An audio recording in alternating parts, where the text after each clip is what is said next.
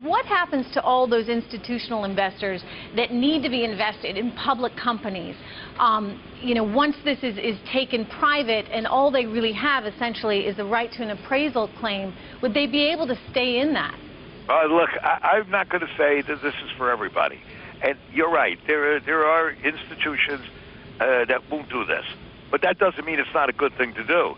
In fact, it almost makes it easier for the company to make a deal and a settlement when there aren't that many appraisals in there.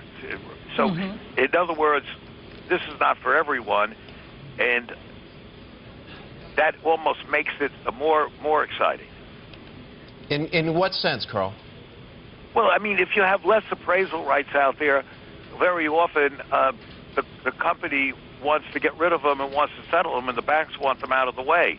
So it's happened very often in the past that they will just go along and settle them. Or, I mean, a lot of good things can happen. I can't tell you how many times in the past we went and did what I call these no-brainers, and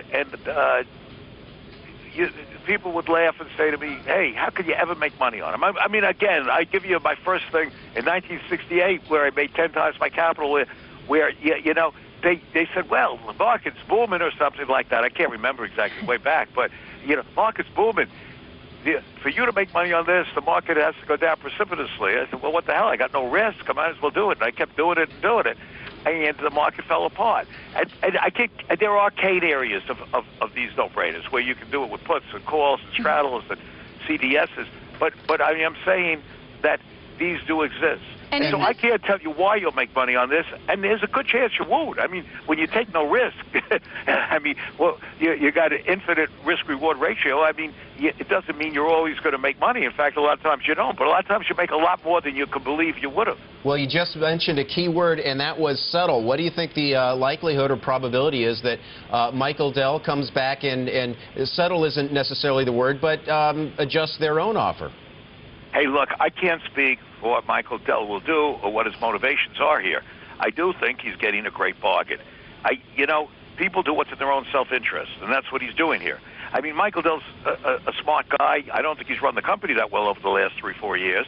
And in fact, I would bring up that a new CEO in this company, I think, would be a major plus. But that's not to mean that he's not a smart guy. And if he's paying for it, I mean, that's where I disagree with ISS, too. This CEO is so nice, he's catching a falling knife. Well, he's not going in and catching a falling knife. That's not what he does. That's not what people do, and you can't blame him for that. I mean, you wouldn't expect him to go catch a falling knife. I mean, he's a smart guy. Why should he go catch a falling knife? So it's sort of ridiculous, in my opinion, to say, well, isn't Dell being a great guy here? Look at him. He's going in and catching a falling knife. Well, that's not what Michael Dell does. I mean, he knows the company better than anyone, and he's paying $13.65 for it. So in other words, he must have some interest in other words, it can't really be in your sense or in your words, a falling knife if he so badly wants to have it. I don't think anybody would accuse Michael Dell of doing this for charity and helping the shareholders. If you were in charge today, Carl, who would you put in, do you think? Any ideas on a new CEO who might be better? I'll speak to that. I mean, there's 3 or 4 guys that are really good for this, but nobody is going to accept a job if they have another good job, or even if they don't, walking into a beehive or a proxy fight. Over the years, we've brought in great people in Motorola, in Chesapeake today, in Imclone, or Biogen.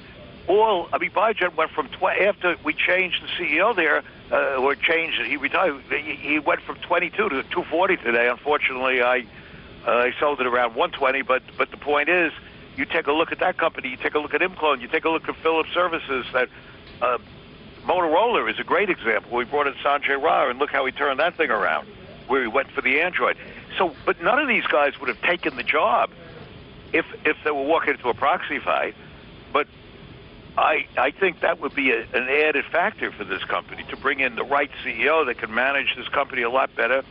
And I don't mean that I think Michael Dell, certainly I met him once or twice in my life. I mean, I'm not against him, but he usually, very often, the founder of a company shouldn't be running it years later when it matures.